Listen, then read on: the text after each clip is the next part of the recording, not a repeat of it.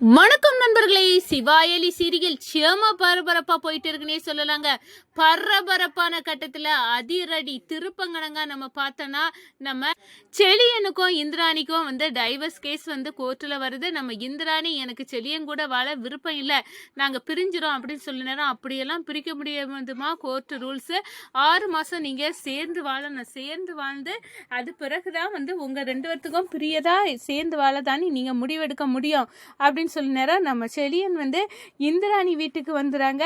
என்ன நீ எதுக்காக இப்போ இங்கே வரக்கூடாது போ அப்படின்னு நம்ம இந்திராணி விரட்டுறாங்க. ஆனால் ஒரு கட்டத்தில் அதிகாரி என்னம்மா கோர்ட் ரூல்ஸை மீற பார்க்குறீங்களா, அவர் எங்கேயும் போக மாட்டார், இங்கே உங்கள் கூட சேர்ந்து வாழ தான் வந்திருக்காரு, இங்கே சேர்ந்து ஒரே வீட்டில் தான் வாழணும் அப்படின்னு நம்ம இந்திராணிக்கு ஒரு கெடுபிடி போடாங்க. ஒரு கட்டத்தில் பார்த்தோன்னா நம்ம செழியன் இந்திராணிக்கு காஃபி போட்டு கொடுத்து இந்திராணி மனசில் இடம் பெறாங்க.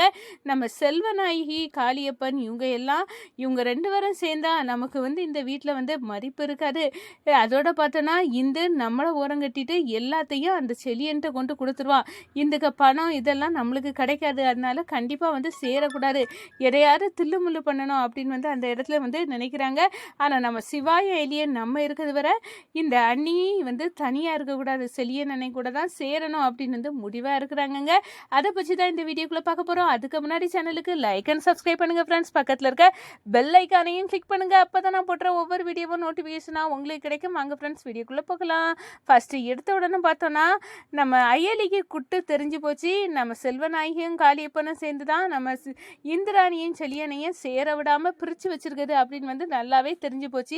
அதனால கண்டிப்பாக 2 பேர்த்தையும் சேர்த்துடணும் அப்படின்னு இருக்காங்க. நேரம் நம்ம இந்த சைடு பார்த்தோன்னா நம்ம செல்வநாயகி பிரெயின் வாஷ் பண்ணுறாங்க. இந்த கோர்ட்டில் எப்படியும் அந்த செழியனுக்கு எதிராக சொல்லிடு, ஏன்னா அவன் உன் நிம்மதியை கெடுத்துருவான், அதோட பாவம் பாவை அவளை கூட இவன் கெடுத்துருவான், இவன் நல்லவன் இல்லை, உனக்கே தெரியும்ல அப்படின்னு சொன்னாரோ. சரி நான் பார்த்துக்கிட்டேன், எனக்கு தெரியும் அப்படின்னு நம்ம இந்திராணி கோர்ட்டுக்கு அங்கே போகிறாங்க. கோர்ட்டுக்கு போனதோட ஜட்ஜிட்ட சொல்கிறாங்க, எனக்கு இவர் கூட சேர்ந்து வாழறதுல விருப்பம் இல்லை, எங்களுக்கு டைவர்ஸ் கொடுத்துருங்க.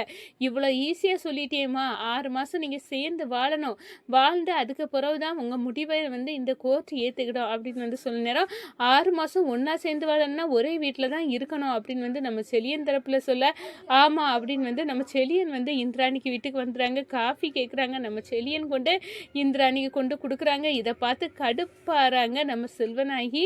அதே நேரத்தில் பார்த்தோன்னா நம்ம செழியன் கிட்ட கோவப்படுறாங்க. இந்திராணி எதுக்காக இப்போ எங்கள் வீட்டுக்கு வீட்டை விட்டு போன்னு சொல்ல நேரம், அதிகாரி என்ன கோர்ட்டு ரூல்ஸை மீற பார்க்குறீங்களா, அவர் எங்கேயும் போக மாட்டார், உங்கள் கூட 6 மாதம் சேர்ந்து வாழ தான் செய்வார், ஒரே வீட்டில் தான் இருப்பார் அப்படின்னு அதிரடியாக பண்ண நேரம் நம்ம செல்வநாயகியும் காளியப்பனும் அரண்டு போய் நிற்கிறாங்க.